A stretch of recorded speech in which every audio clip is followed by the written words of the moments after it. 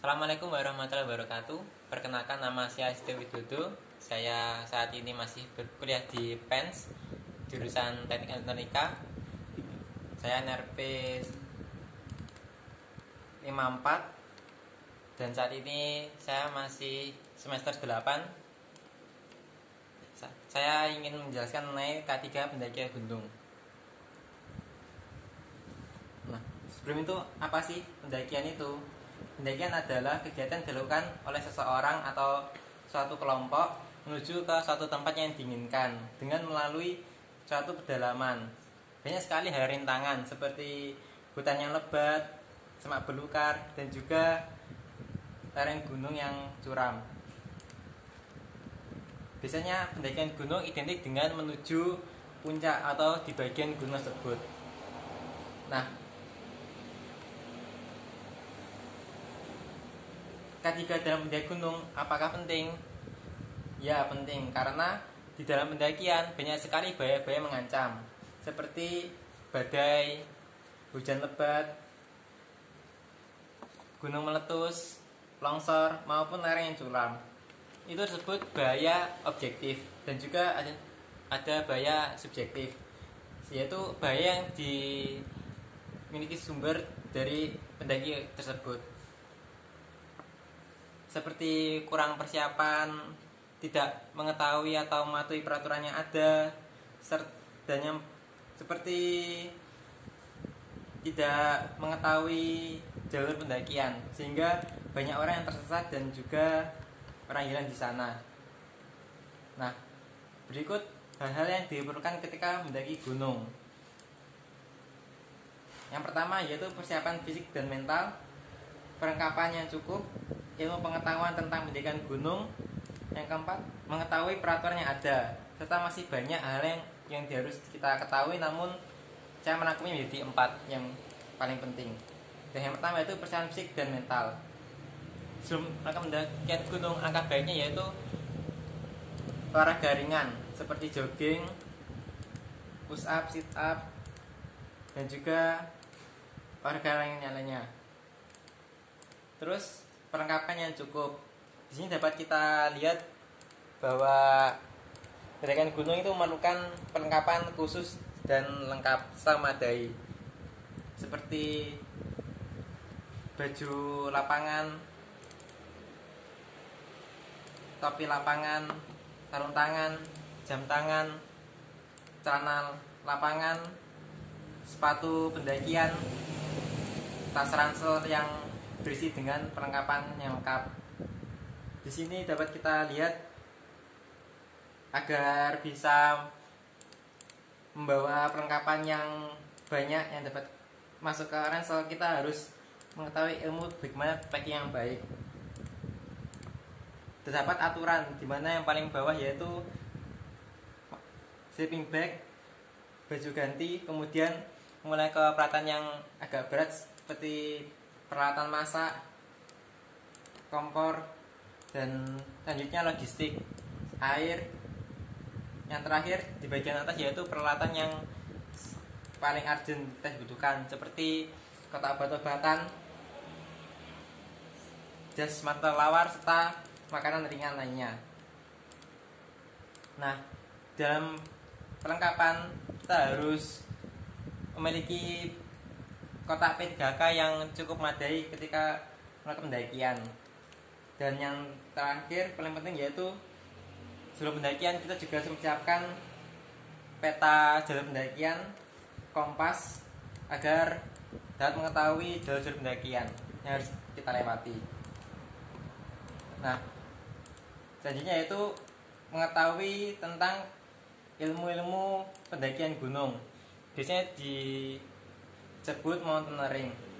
Nah, yang pertama yaitu manajemen perjalanan, yang kedua packing, yang ketiga manajemen logistik, survival, pengetahuan P3K dan PPGD, teknik tali temali, dan ketujuh tentang navigasi darat.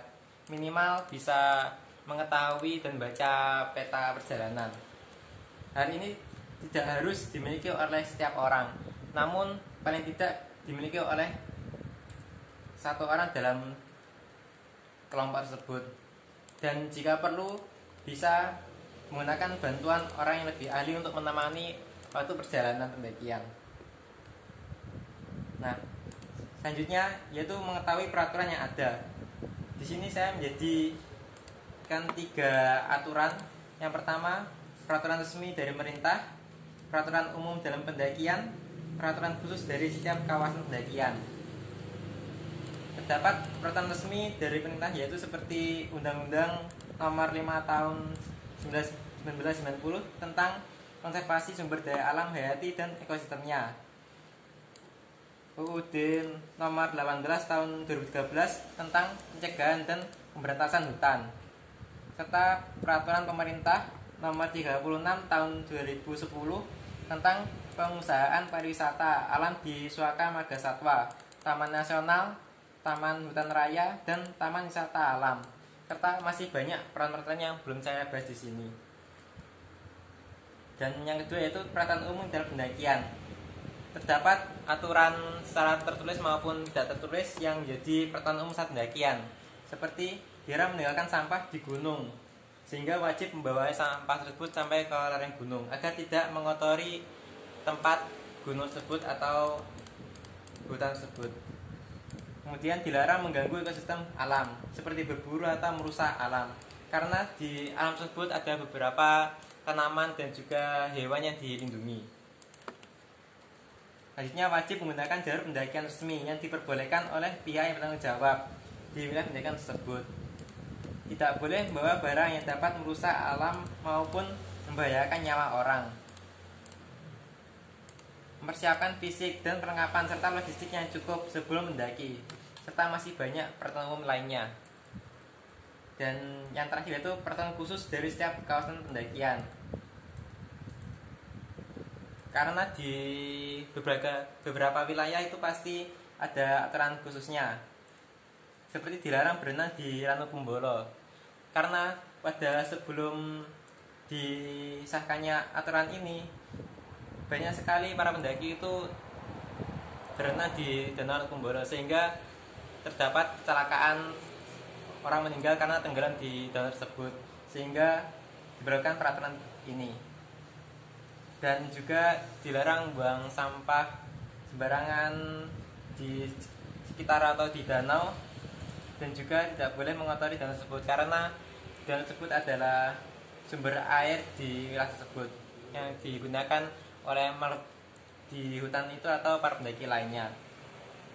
Terus tidak boleh mendekati daerah yang sudah diberi tanda terlarang atau sudah diberitahu pada awal pendakian, karena itu adalah daerah yang dilindungi atau berbahaya, dan bisa juga itu adalah tentang aturan adat setempat. Nah, di sini terdapat penelitian tentang jumlah pendaki wisata gunung dan jumlah kematian dari 2013 sampai 2019. Di sini yang hijau yaitu estimasi, yang kuning adalah adjustment, dan yang kuning adalah tingkat kematian. Dan yang paling kanan ini adalah angka jumlah para pendaki. Dari tahun 2013 sampai 2019, jumlah para pendaki semakin lama semakin banyak dan bahkan mengalami peningkatan, terutama di tahun 2018. Di awal 2013, peraturan masih banyak yang belum memadai, dan banyak juga para pendaki yang masih tidak memahami dan menaati peraturan tersebut, sehingga terjadi jumlah kematian banyak 8, dan masih terjadi lagi teriring dengan jumlahnya pendaki yang semakin menambah, akhirnya jumlah kematian juga ikut menambah sampai 2016. Nah, sampai 2016 peraturan mulai diberlakukan ketat, akhirnya jadi penurunan tingkat kematian. Akan tapi pada tahun 2017 jadi kenaikan jumlah kematian yang signifikan sampai 15 kematian. Karena di sini banyak sekali kawasan yang terbakar serta medan-medan yang rawan longsor serta badai. Para pendaki tersebut seringkali melanggar peraturan atau aturan untuk pendakian, sehingga tetap mengayal untuk mendaki, sehingga jadi kecelakaan di sana. Akan tetapi jumlah ini bisa ditekankan sampai ke zero death. Akhirnya pada tahun 2012 sampai 2011 kita bisa tahu bahwa tingkat kematian bisa semakin menurun. Nah, tapi masih terjadi saja sampai 5 jumlah kematian. Jadi kita harapkan untuk tahun-tahun selanjutnya peraturan bisa lebih ditegakkan dan juga lebih diperketat, serta diharapkan juga para pendaki untuk tidak melanggar peraturan tersebut. Nah, di sini dapat kita ketahui bahwa terdapat orang yang tergelincir ketika mendaki gunung karena tidak menggunakan sepatu yang memadai, sehingga jadi keributan dan juga merepotkan orang-orang lain. Dan ini gambar ketika terdapat orang yang meninggal ketika tersesat ke jurang. Bahkan perlu adanya tim SAR dan juga peralatan lengkap untuk mengevakuasi korban.